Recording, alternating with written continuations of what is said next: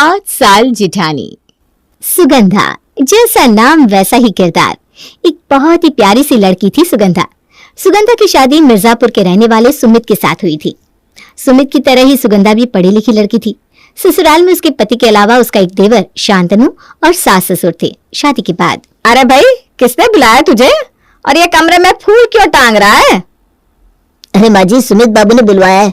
उन्होंने कहा कि ये कमरा, बाहर घर का दरवाजा और रिसेप्शन का पंडाल, तीनों जगह थोड़ी फूलों की सजावट करनी है। आज शाम में रिसेप्शन है ना। आजकल के लड़कों में ना शर्म नाम की चीज ही नहीं है। मैं सब समझती हूँ, रिसेप्शन के लिए नहीं, ये सजावट किसी और चीज के लिए हो रही है। ये सब चोचले मेरे घर में नहीं होंगे। तू जा, मैं देख लूंगी सुमित को।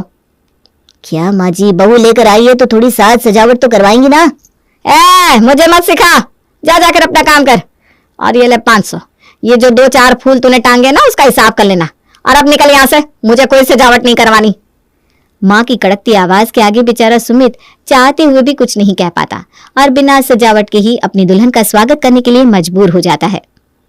अरे बहू, अभी 2 दिन नहीं हुए तुम्हारी शादी को और तुम डोली से उतरते ही सर पर से घूंघट उतार कर ऐसे ही खुले सर घूम रही हो। देखो भाई, पहले ही समझा दे रहे हैं, होगी तुम पढ़ी लिखी ग्रेजुएट, लेकिन मेरे घर में ना तरीके से ही रहना पड़ेगा। अपनी पढ़ाई लिखाई की धौंस अपने मायके में छोड़ कर आना। हमें तो भैया बहू की तरह रहती हुई सुहाती है। अब चाहे डिग्री लाख ले लो, लेकिन समाज में उठने बैठने का तरीका थोड़ी ना कॉलेज वाले सिखा देते हैं। उसे सीखने के लिए तो घर गृहस्थी में दिमाग खपाना पड़ता है। आ रही है मेरी बात समझ में? ऐसी कोई बात नहीं माँ जी, मैंने सुबह से घूंघट किया हुआ था, लेकिन बहुत गर्मी लग रही थी, इसलिए अपने कमरे में थोड़ा सा पल्लू हटाकर बैठ गई। ये देखो, गलती मानने की बजाय चली है हाथ भर की जुबान चलाकर हमसे बहस करने।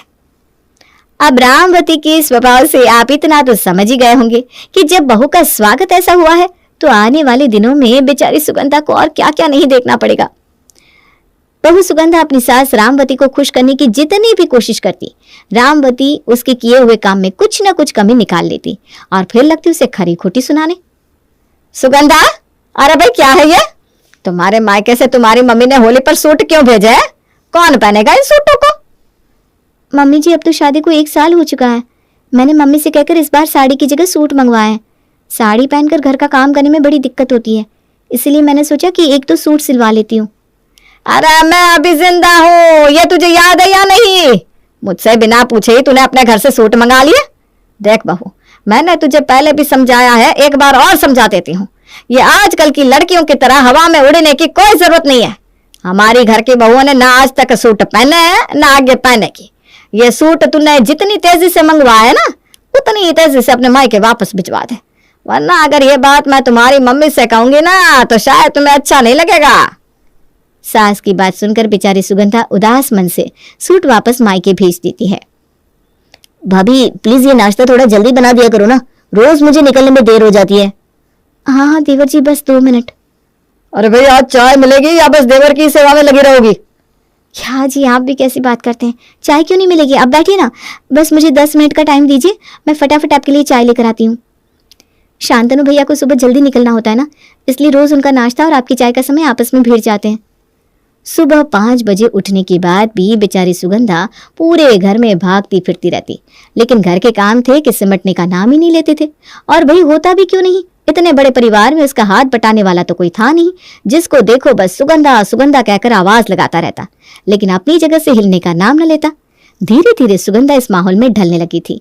हालांकि इतना दौड़ने भागने और थका देने वाले काम करने के बाद उसका भी मन तो चाहता कि वो 2 घड़ी आराम कर ले, लेकिन अपनी जिम्मेदारी समझकर वो सभी फर्ज बखूबी निभा रही थी। धीरे धीरे समय बीता और सुगंधा की शादी को 2 साल बीत गए। माँ जी, आप दादी बनने वाली हैं। अरे वाह बहू, ये तो तूने बहुत अच्छी खबर सुनाई। अरे अब तो तू जल्दी से पोते का मुंह दिखा दे, फिर मैं पूरे मोहल्ले में घी के लड्डू बांटूंगी। वो माँ, मैं सोच रहा था कि घर में काम बहुत है और करने वाली ये अकेली है। ऐसा करते ना कि इसकी मदद के लिए एक झाड़ू पोछा वाली रख लेते हैं, और वैसे भी ऐसी हालत में ये बहुत ज्यादा मेहनत का काम कर भी तो नहीं पाएगी ना।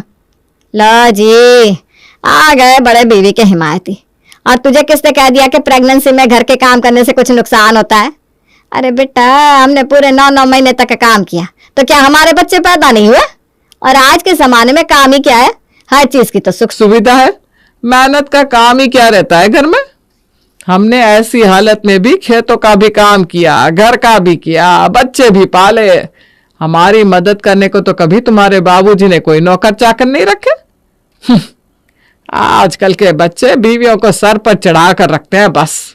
अरे जरा सा 4 कमरे का मकान है हमारा, झाड़ू पोछा लगा लेगी तो घिसेगी नहीं तेरी बीवी। उल्टा ऐसी हालत में काम करने से फायदा ही होता है, आराम से डिलीवरी हो जाएगी, वरना कटवाते रहना पेट।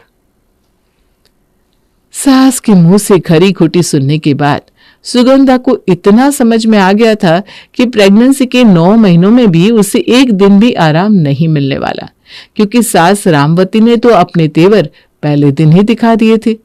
खैर, बेचारी सुगंधा पूरे 9 महीने तक गिरते पड़ते सबका काम करती रहती है और 9 महीने बाद एक सुंदर सा बच्चा उसकी गोद में आ जाता है, डिलीवरी के 10वें दिन। राम, मेरी तो कमर टूट गई। अरे भाई, अब इस बुढ़ापे में मुझसे तो रोटियां बनाकर खिलाई नहीं जाएगी। काम करते करते मेरा तो पूरा शरीर दर्द से टूट रहा है। आजकल की बहू के अंदर ताकत ही कहाँ है। 10 दिन हो गए बच्चा पैदा हुए, लेकिन अभी तक बिस्तर पर ऐसे पड़ी हुई है जैसे कोई मरीज हो। अरे हमारे जमाने में घर में बच्चा पैदा होते थे और उसके बाद भी अगले दिन से औरत लग जाती थी घर गृहस्थी समेटने में। और डिलीवरी कोई बीमारी थोड़ी ना है कि महीनों तक बिस्तर तोड़ने की जरूरत पड़े। माँ, यहाँ पर मुझे बनाकर खिलाना मम्मी जी को बहुत भारी पड़ रहा है। 2 रोटी खिलाती है, उसके लिए भी दिन रात ताने देती है। अगर हो सके तो कुछ दिन के लिए मायके बुला लो ना, नहीं तो बहुत हो गया आराम। अब कल से मैं घर का काम संभाल लेती हूँ। अरे बावली हो गई है क्या? अभी 1 हफ्ते का बच्चा नहीं हुआ और तू अभी से घर के काम करेगी? अरे बहन जी की आंखों पर क्या पर्दा पड़ गया है? ठीक है, उनको नजर नहीं आ रहा है ना, तो ना सही, मैं तुझे लेने कल आ रही हूँ। अब 1 महीने के बाद ही भेजूंगी। अरे डिलीवरी के बाद जितना औरत के शरीर को आराम मिलता है ना, आने वाले समय में जच्चा बच्चा उतने ही स्वस्थ रहते हैं।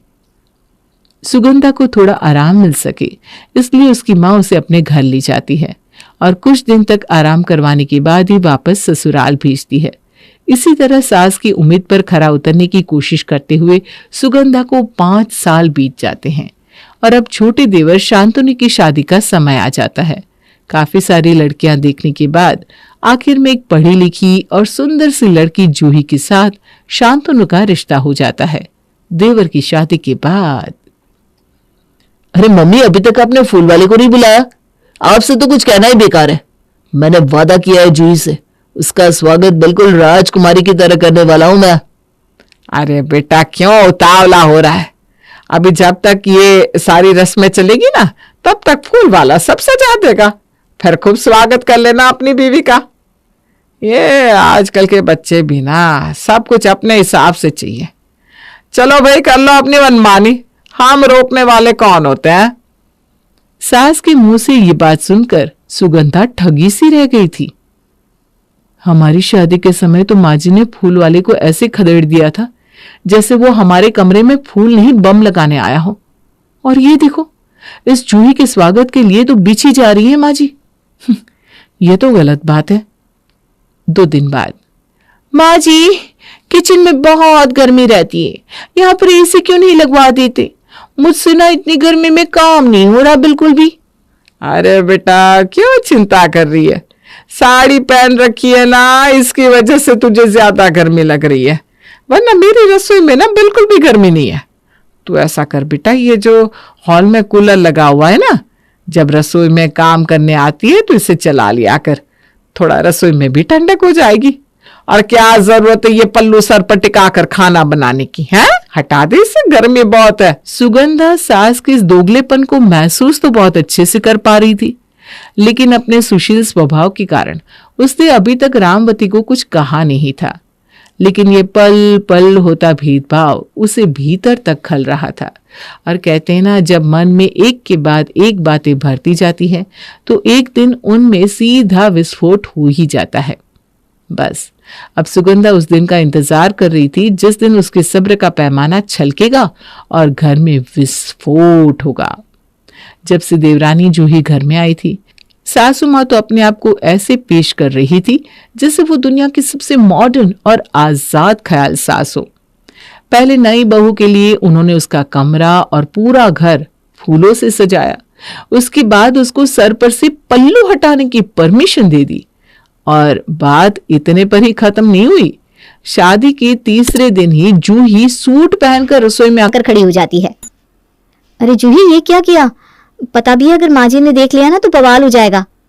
क्यों भाभी, ऐसा क्या गलत किया मैंने? अरे तुम्हें पता नहीं है क्या? तुम्हें क्या लगता है मुझे 24 घंटे इस साड़ी में लिपटे रहना बहुत पसंद है? माँ जी को कतई पसंद नहीं कि घर की बहुएं साड़ी के अलावा कोई भी दूसरा कपड़ा अपने बदन पर पहने। और इस सूट से ना उन्हें सख्त चिढ़ है। अभी भी समय है, जाकर जल्दी से साड़ी पहनकर आ जा। अरे भाभी, सूट पहनने में क्या खराबी है? आप ठहरो, मैं अभी जाकर खुद ही माँ जी से पूछ लेती हूँ। इतना कहकर जूही खिलखिलाते हुए सास के सामने पहुंच जाती है। माँ जी, सुगंधा भाभी कह रही हैं कि आपको मेरे सूट पहनने से ऐतराज होगा। ये सही बात है क्या? अरे नहीं ना बेटा, और तू तो सूट में कितनी प्यारी लग रही है, और मुझे क्यों ऐतराज होगा भला? ठीक है, तुझे साड़ी में कंफर्टेबल नहीं लगता तो तू सूट पहन लिया कर। माँ जी, जूही की परेशानी तो आपको 2 दिन में ही समझ में आ गई, और मैं यहाँ 5 साल से साड़ी में लिपट कर घर के सारे काम निपटा रही हूँ, तो मेरी परेशानी आपको दिखाई नहीं दे रही? सुगंधा की बातों का सास रामवती के पास कोई जवाब नहीं था, इसलिए वो मुंह टेढ़ा करते हुए वहां से निकल जाती है। शादी को 15 दिन ही बीते थे कि देवरानी जूही मुंह लटकाकर सास के पास आकर खड़ी हो जाती है। माँ जी, मैंने तो सोचा था शादी के बाद मैं जॉब छोड़कर घर में ही रहूंगी और घर के कामों में मन लगाऊंगी, लेकिन 15 दिन में मुझे समझ में आ गया कि ये घर वर चलाना ना मेरे बस की बात नहीं है। हाँ, मेरे लिए तो मेरी नौकरी ठीक थी, इसलिए मैंने अपनी ऑफिस में बात कर ली है, मैं वापस अपनी जॉब ज्वाइन कर रही हूँ। अरे बेटा, तो क्या हो गया? देख, हर किसी की ना अपनी अपनी पसंद होती है। जैसे कोई खाना अच्छा बना लेता है तो कोई साफ सफाई में माहिर होता है, वैसे ही हर लड़की घर चलाने में अव्वल हो ऐसा कोई जरूरी नहीं है। ठीक है बेटा, तुझे जो काम अच्छे से आता है तू वही कर। और घर की क्या बात है, घर चलाने के लिए तो मैं हूँ, बड़ी बहू है। घर के काम तो पहले भी हो ही रहे थे ना। सास के मुंह से झड़ते हुए फूलों को देख आज सुगंधा के बर्दाश्त की हद हो गई थी। माँ जी, कितनी आसानी से कह दिया आपने जूही को कि वो वापस से अपना ऑफिस ज्वाइन कर सकती है। मुझे ऐसा क्यों लग रहा है कि मुझे आप अंगूठा टेक समझती हैं? अरे शादी के बाद मैं कितना गिड़गिड़ाई थी आपके सामने कि मेरी नौकरी मत छुड़वाइए, लेकिन याद है ना आपने क्या कहा था? आपने कहा अगर मैं पर्स उठाकर नौकरी पर निकल जाऊंगी तो यहाँ पीछे घर कौन संभालेगा? आपकी मर्जी को मैंने अपने सर माथे पर रखा और अपने करियर की बलि चढ़ा दी। तब भी मैं कभी आपको अच्छी नहीं लगी। पहले दिन से ही दिन के 24 घंटे आप मेरे ऊपर नजर रखती हैं। सर से जरा सा पल्ला सरक जाए तो आंखें दिखाकर यह जता देती हैं कि मुझसे बहुत बड़ा अपराध हो गया है। और क्या कहा आपने छोटी को कि उसे गर्मी लगे तो कूलर ऑन कर लिया करे? जब मैं कहती थी माँ जी बहुत गर्मी हो रही है, इतनी गर्मी में रसोई में खाना नहीं बनाया जाता, तो याद तो होगा ही आपको कि आपने मुझे क्या कहा था। आप हमेशा ये जवाब देती थी कि गर्मी में गर्मी ही लगेगी, ठंड तो लग नहीं सकती। और तुम दुनिया की कोई अनोखी औरत तो हो नहीं जो गर्मी में खाना बना रही हो। अगर कभी 2 पल के लिए कूलर चलाकर हवा खाने अगर हॉल में बैठ भी गई तो बिल बढ़ने का ताना देकर आपने मुझसे कूलर बंद करवाया है। मुझे समझ में नहीं आता माँ जी, कोई इतना दोगला कैसे हो सकता है? अपनी दोनों बहू में इतना भेदभाव आखिर क्यों? बताइए माँ जी, जवाब दीजिए मुझे माँ जी। अरे भाग्यवान, उठो, क्या नींद में माँ जी चिल्ला रही हो? हाँ, अरे कुछ नहीं, लगता है सपना था। सपने में भी क्या तुम सास बहू झगड़ाई करती रहती हो क्या? तुम्हारे तेवर देखकर तो ऐसे लग रहा था कि तुम्हारी मम्मी से जबरदस्त लड़ाई हो रही थी। हाँ, सपने में ही तो कह पाती हूँ मैं, असल में कहाँ आज तक कुछ कह पाई हूँ। तो ये सपना था, सपने में ही सही। माँ जी को जी भर कर खरी खुटी सुनाने के बाद सुकून तो बहुत मिल रहा है, लेकिन सुगंधा, इस तरह लड़ाई झगड़ा करने से कुछ हाथ नहीं आने वाला। सारी दुनिया के सामने तू ही बुरी बहू साबित हो जाएगी। तुझे तो कुछ ऐसा करना होगा कि सांप भी मर जाए और लाठी भी ना टूटे। अरे बहुत छूट दे रखी है ना माँ जी ने इस जूही को, तो ठीक है, माँ जी रहे आराम से जूही के साथ। बहुत झेल ली मैंने 5 साल माँ जी की मनमानी। अब तो मैं मौका ढूंढकर अपनी रसोई अलग कर लेती हूँ, और उसके बाद ये सब जूही झेलती रहेगी। सारी उम्र माँ जी को झेलेगी वो।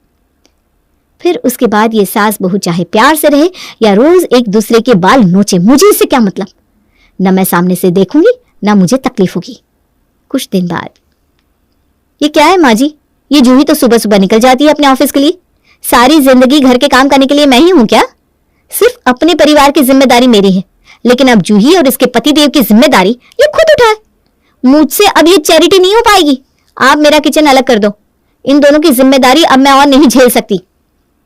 सुगंधा के बिगड़े सुर देखकर देवरानी जूही भी तैश में आ जाती है। अरे आपको क्या लगता है, आप करके नहीं खिलाओगी तो हम भूखे मर जाएंगे? हाँ ठीक है अम्मा जी, कर दो हमारी रसोई अलग। अब मैं भी इनके साथ एक छत के नीचे नहीं रह सकती। अरे मैं 4 पैसे कमाती हूँ, 2 नौकर रख लूंगी और अपने सारे काम करवा लूंगी। किसी के एहसान की कोई जरूरत नहीं है मुझे। दोनों बहुओं के बीच में बढ़ती तू मैं को देखकर सास रामवती दोनों की रसोई अलग कर देती है। ठीक है, ऐसा कर सुगंधा, नीचे के फ्लोर पर तू रह ले और ऊपर वाला फ्लोर आज से जूही का हुआ। दोनों के फ्लोर अलग रहेंगे और रसोई भी, तो झगड़े की कोई नौबत ही नहीं आएगी। अब तो खुश हो ना तुम दोनों? खुश नहीं, आज तो मैं सुपर खुश हूँ। हाँ, अकेले रहूंगी और मजे करूंगी। ना मम्मी जी की किटकिट, ना काम का प्रेशर। मेरी तो लाइफ ही सेट हो गई कसम से। अच्छा सुगंधा बहू, मैं क्या कह रही थी, ये जूही के हाथ की रोटियां ना मैं खा नहीं पाऊंगी। बिल्कुल स्वाद नहीं है इसके हाथ में। और ये तो नौकरी करती है, कितने दिन मुझे बनाकर रोटी खिलाएगी? इसके साथ रहूंगी ना तो नौकरानियों के हाथ का खाना खाना पड़ेगा। ऐसा करती हूँ, मैं तेरे साथ ही शिफ्ट हो जाती हूँ। खाना तो मुझे तेरे हाथ का ही पसंद आता है।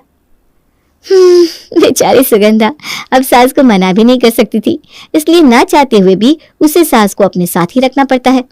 सुगंधा का दांव उस पर ही उल्टा पड़ गया था। बेचारी मन ही मन फूट फूट कर रो रही थी। अकेले रहकर मजे करने के उसके सारे अरमानों पर पानी जो फिर गया था। सास की किटकिट से बचने के लिए उसने बंटवारा कराया और सास ही उसके हिस्से में आ गई। इससे बड़ा हादसा और क्या। डिलीवरी का खर्चा कौन उठाएगा? एक परिवार में मोहनलाल, उसकी पत्नी शांता और उनका बेटा रवि रहते थे। वो पहले से ही काफी पैसे वाले थे और उनका घर भी बहुत बड़ा था। इतना पैसा होने के बाद भी उनके मन में हमेशा लालच रहता था कि उनके बेटे की शादी एक अमीर घर में हो। उन्होंने काफी लड़कियां देखी, पर कहीं पैसे वाला घर मिल जाता तो लड़की सुंदर नहीं होती थी और कहीं लड़की सुंदर होती तो पढ़ी लिखी नहीं होती थी। लड़कियां देख देख कर राहुल परेशान हो चुका था। माँ, अब मुझसे नहीं होगा ये सब। हफ्ते में एक छुट्टी मिलती है, उसमें भी कभी यहाँ तो कभी वहां, वरना कोई ना कोई हमारे घर आ जाता है। कब तक लड़कियां देखनी पड़ेगी? वो एक लड़की थी पिछले महीने, क्या नाम था उसका? हाँ, शीतल। वो शीतल अच्छी तो थी माँ। अरे क्या अच्छी थी, देखा था तूने, उसकी गर्दन पर एक दाग था। अरे माँ, वो दाग दिख भी नहीं रहा था। वो तो आपने बताया, वरना मैंने तो देखा भी नहीं था। मैं तेरी शादी कोई ऐसी वैसी लड़की से नहीं कराऊंगी, समझा? तेरी शादी सबसे सुंदर, पढ़ी लिखी, गुणी और अमीर घर की लड़की से ही होगी। लो, फिर तो हो चुकी मेरी शादी। अब तुम दोनों ये बातें बाद में करना और तैयार हो जाओ। आज हमें मीनल को देखने जाना है। अब ये मीनल कौन है पापा? अरे किसी ने रिश्ता बताया है, अच्छी सुंदर पढ़ी लिखी लड़की है।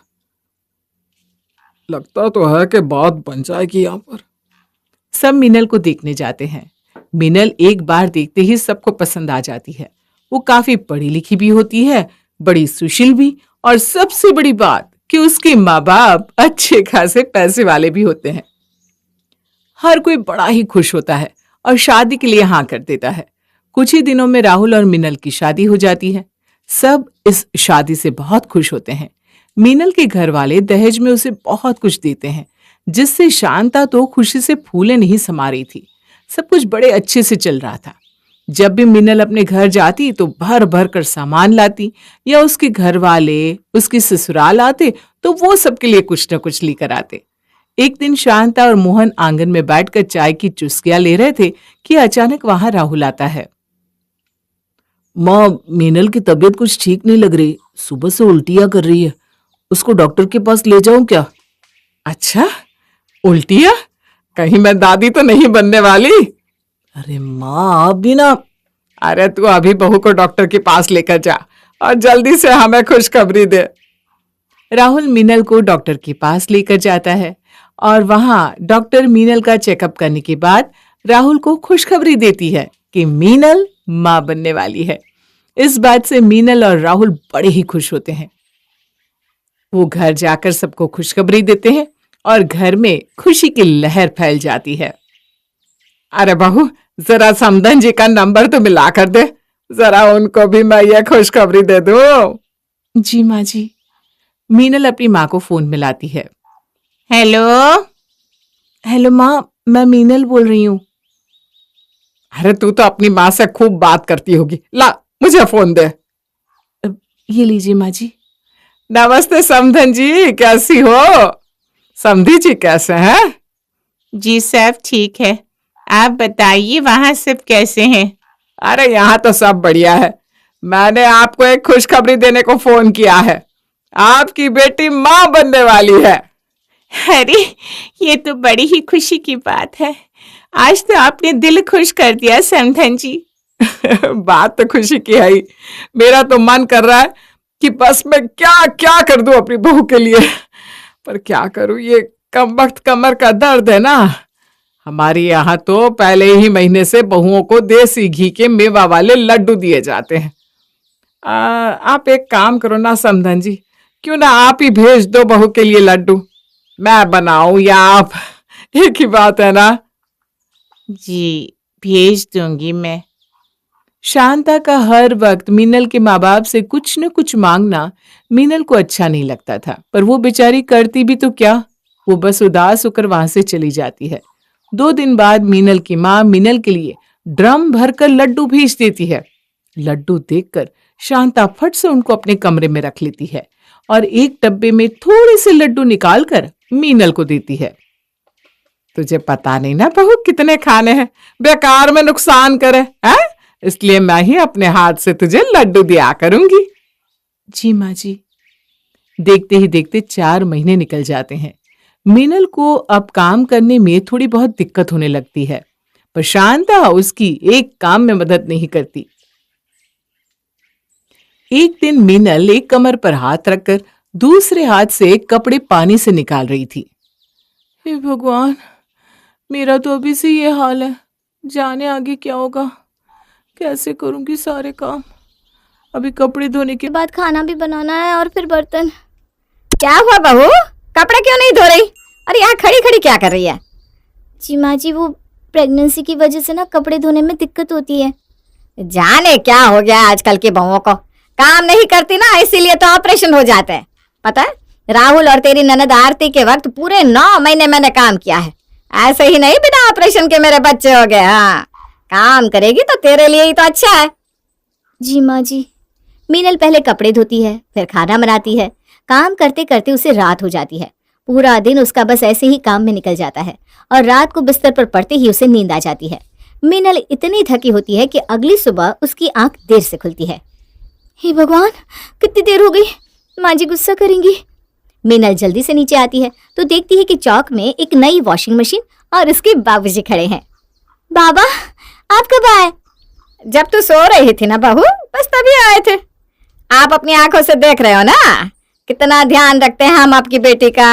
आपके सामने 10 बजे उठकर आ रही है। बेटा ये तो गलत बात है, तेरे भी कुछ फर्ज है, सुबह जल्दी उठना चाहिए ना। बाबूजी, वो रात को थक गई थी। खैर आप बताइए ना, ये वॉशिंग मशीन आप लाए हैं क्या? हाँ, वो कल मेरी ना तेरी माँ से बात हो रही थी, तो बस बातों बातों में मैंने उनको बोला कि बेचारी बहू हाथ से रोज ढेर सारे कपड़े धोती है। मैं कहती भी हूँ कि मैं मदद कर दूंगी, पर मजाल है जो मुझे हाथ भी लगाने दे। अब माँ है ना, उनसे बेटी का दुख कहाँ देखा जाएगा, तो भेज दी नई वॉशिंग मशीन। बाबूजी, इसकी क्या जरूरत थी? अरे बेटा, जरूरत कैसे नहीं थी, तो अब कुछ मत बोल, समझी? मीनल अपनी सास की इन बातों से तंग आ चुकी थी, पर वो ये सब किसी को बोल भी नहीं पाती। राहुल की नजरों में हमेशा उसकी माँ ही सही होती है, इसलिए वो राहुल से भी कभी कुछ नहीं बताती। जैसे तैसे मीनल अपने 9 महीने पूरे कर लेती है और फिर एक रात उसकी तबीयत बिगड़ जाती है। सब उसे हॉस्पिटल लेकर जाते हैं। शांता हॉस्पिटल से मीनल के माँ बाप को फोन करके बुला लेती है। कैसी है मेरी बेटी? अभी उसे अंदर ले गए हैं। आप बस भगवान से प्रार्थना करो कि सब अच्छा हो। जी, आप सही बोल रही हो। सब बड़े परेशान हो रहे थे, पर इतने में डॉक्टर बाहर आते हैं। मुबारक हो, मीनल को बेटा हुआ है। अरे मैं दादी बन गई मैं दादी बन गई, मेरा पोता आ गया जी। और मैं पापा बन गया। सर, आप अपनी बीवी को आज ही डिस्चार्ज करके ले जा सकते हैं, क्योंकि उनकी नॉर्मल डिलीवरी हुई है, पर उससे पहले आप सारे बिल्स क्लियर कर दीजिएगा। जी जी, मैं कर दूंगा। अरे बेटा तू यहाँ कहाँ खड़ा है, जा जल्दी सबके लिए मिठाई लेकर आ। अरे मिठाई तो मैं ले आता हूँ। अरे नहीं नहीं, आप क्यों तकलीफ करते हो। राहुल जा बेटा, जल्दी से जा। राहुल के जाने की कुछ देर बाद शांता मीनल के बाबूजी से कहती है, चलो ना समधन जी, चलकर बच्चे को देखते हैं। समधी जी, आप जब तक हॉस्पिटल का बिल भर कर आ जाओ। जी, हॉस्पिटल का बिल मैं? अरे तो नाना बने हो सर, ऐसा हॉस्पिटल का बिल नहीं भर सकते क्या है? ये सुनकर मीनल के माँ बाप का मुंह उतर जाता है, पर वो अपने मन को हमेशा की तरह समझा लेते हैं। मीनल के बाबूजी हॉस्पिटल का बिल भर देते हैं। मीनल अपने बच्चे के साथ घर आ जाती है। घर आते ही अब शांता बच्चे के नामकरण का फंक्शन रख लेती है। अब नामकरण के नाम पर वो मीनल के माँ बाप को इतना लूट लेती है कि अपना पूरा घर भर लेती है। ये पोता तो बड़ी अच्छी किस्मत लेकर आया है, देखो तो कैसे मेरा पूरा घर भर दिया। अरे शांता, ये सब बच्चे की किस्मत से नहीं आया। अगर तुम बहू के मायके वालों को टाइट ना करती तो एक फूटी कौड़ी ना देते वो कंजूस लोग। ये तो तुम समझदार हो कि तुमने तरीके से उनकी जेब ढीली करवा दी। हाँ जी, क्या ना करेंगे वो जेब ढीली, बस हमारा ही पोता है क्या, उनका कुछ नहीं लगता। अभी तो देखना मेरी बेटी भी आएगी और बहू के मायके से जो उसके लिए सोने का हार आया है ना, वही दिलवाऊंगी अपनी गुनगुन को। वाह शांता, क्या दिमाग पाया है तुमने। शांता तो मीनल के मायके से आए सामान में खोई रहती है और मीनल अपने बच्चे में। पूरे घर में मुन्ने की आवाज गूंजती रहती है और वो सबका मन लगाए रखता है। मीनल के पास अब एक और जिम्मेदारी बढ़ जाती है, पर वो इतनी खुश होती है कि सब संभाल लेती है। एक दिन पूरा परिवार मुन्ने को आंगन में खिला रहा था, तभी शांता की बेटी गुनगुन अपने ससुराल से आती है। अरे गुनगुन मेरी बेटी, आजा आजा। क्या हुआ बेटा? अरे बेटी हुआ क्या है, रो क्यों रही है? हाँ, दिखा दे अपनी माँ को अपने मगरमच्छ के आंसू दिखा दे। अरे समधन जी, क्या बात हो गई? मेरी बेटी तो पेट से है ना, आप ऐसे गुस्सा क्यों कर रही हो? पेट से है तो क्या सर पर बिठा लो? ये पहली औरत है जो बच्चा पैदा करने वाली है। मेरे भी 2-2 बच्चे हुए हैं और मैंने पूरा 9 महीना काम किया है। तुमने भी किया होगा। और बहू मिनल, तुम्हें बता दो, तुमने नहीं किया था काम? तुम्हारी तो अभी कुछ दिन पहले ही डिलीवरी हुई है ना। जी, वो माँ जी ने बताया था कि मुझे काम करते रहना होगा, तभी नॉर्मल डिलीवरी होगी। अच्छा, तो तुम्हारी सास ने तुमको अलग शिक्षा दी, बेटी को अलग। समधन जी, आप बेटी को भी थोड़ी शिक्षा दे देती। डॉक्टर का झूठा बहाना मारकर बेड रेस्ट पर पड़ी रहती है महारानी। आज जब मैं साथ में गई तो मुझे पता चला कि डॉक्टर ने तो ऐसा कुछ कहा ही नहीं। अरे समधन जी, आप गुस्सा मत हो, आप बैठिए तो। मैं यहाँ बैठने नहीं आई हूँ, बस इसे छोड़ने आई हूँ। अब इसकी डिलीवरी यही होगी। मेरे बस की नहीं है इसके आए दिन के नखरे झेलना। गुनगुन की सास तो किसी की एक नहीं सुनती और गुनगुन को मायके में छोड़कर चली जाती है। सबका हंसता चेहरा दुख में बदल जाता है। गुनगुन वहां बैठकर खूब रोती है। अरे तो दामाद जी को फोन करके बताना, वो तुझे ले जाएंगे। अरे माँ, वो तो अपनी माँ को इतना प्यार करते हैं कि उनके खिलाफ एक शब्द ना सुने। अब मेरी सास ने बोल दिया ना कि मेरी डिलीवरी मायके में होगी, तो अब मायके में ही होगी। आप मेरा कमरा साफ करवा दो। दीदी, मैं आपका कमरा साफ कर दूंगी। अभी आप तब तक मेरे कमरे में आराम कर लो। ठीक है। गुनगुन मायके में मजे से रहने लगती है, क्योंकि वहां उसे कोई काम नहीं करना पड़ता। वो बस अपने कमरे में लेटी टीवी देखती रहती और खाती रहती।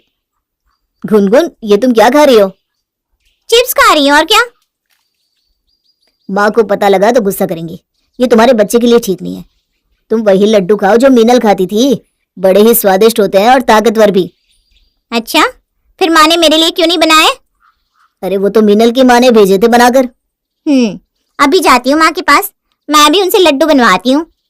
गुनगुन अपनी माँ के पास जाती है और उनसे लड्डू मांगने लगती है। माँ, ओ माँ। हाँ बेटा, क्या हुआ? भाई ने बताया मीनल प्रेगनेंसी में कोई लड्डू खाती थी, मुझे भी वही लड्डू चाहिए। अगर मेरा बच्चा जरा भी कमजोर हुआ तो पता है ना, मेरी सास आपको ताने मार मार कर मार डालेंगी। अरे पर वो तो बहुत महंगे बनेंगे बेटा। भाभी की माँ ने भी तो इतने महंगे लड्डू भेजे थे ना बनाकर, तो आपके पास कौन सा कमी है? मुझे आज ही लड्डू चाहिए बस। शांता को गुनगुन के लिए ढेर सारे लड्डू बनाने पड़ते हैं और तब उसे पता चलता है कि इतने लड्डू बनाने में कितने पैसे लग गए। शांता तो अपना सर ही पकड़ लेती है। अब आए दिन गुनगुन को किसी न किसी चीज की जरूरत रहती है, कभी उसके कपड़े, कभी दवाई, तो कभी उसके ब्लड टेस्ट। हर महीने गुनगुन का हजारों रुपए का खर्चा हो जाता है। शांता उसके खर्चों से बड़ी दुखी हो जाती है, पर किसी को कुछ बोल भी नहीं पाती। अरे तुम यहाँ बैठी हो, पता है तुम्हारी भाभी कितना काम करती थी प्रेगनेंसी के वक्त, तभी तो उसकी नॉर्मल डिलीवरी हुई है। तुम ऐसे बैठी रहोगी तो तुम्हारे लिए ठीक नहीं है। अरे प्रेग्नेंट औरत से उठा बैठा नहीं जाता, और आप काम करने की बात कर रहे हो। पता है एक बार बैठ जाती हो ना तो उठने में कितनी दिक्कत होती है। रसोई में ज्यादा देर खड़े रहो तो पैर सूज जाते हैं, और कमर दर्द अलग से। पूछो भाभी से जरा। तुमको भी ऐसी दिक्कत होती थी क्या? जी, तो तुमने मुझे कभी बताया क्यों नहीं? तुम तो घर का सारा काम करती थी, तुम्हें मुझे बताना चाहिए था ना मीनल। कोई बात नहीं जी, अब तो सब हो गया ना। और दीदी आप परेशान मत हो, आपको कुछ भी करने की जरूरत नहीं है। मैं हूं ना, सब काम कर लूंगी। एक हाथ में मुन्ने को लिए मीनल घर की कितने काम करती थी। पूरा दिन वो कभी बच्चे को संभालती तो कभी अपनी ननद को।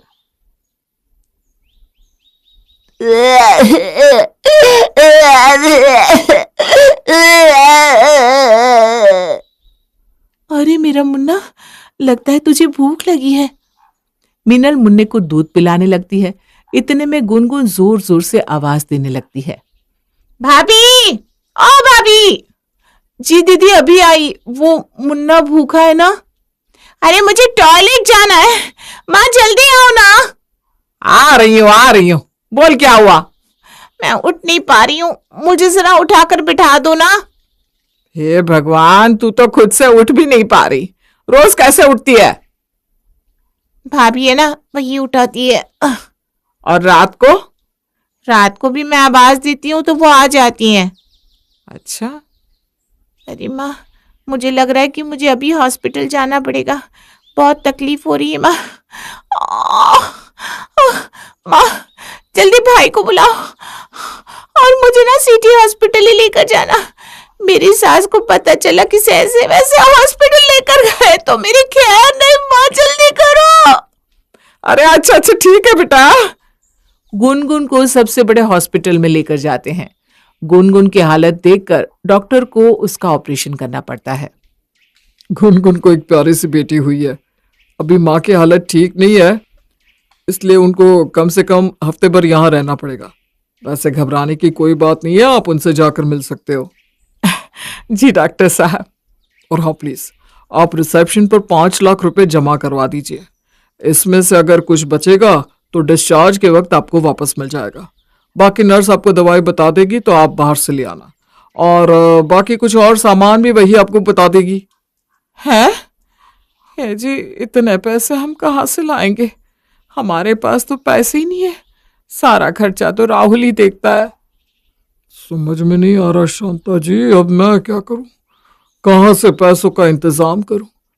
राहुल से भी पैसे नहीं मांग सकते, क्योंकि उसने अपने सारे पैसे थोड़े दिन पहले ही जमीन खरीदने में लगा दिए। शांता और मोहनलाल की बातें मीनल सुन लेती है। वो सीधा घर जाती है और अपनी अलमारी खोलती है।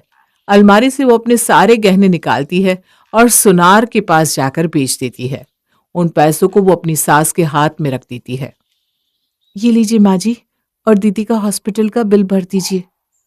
अरे ये इतने पैसे तू कहाँ से ले आई?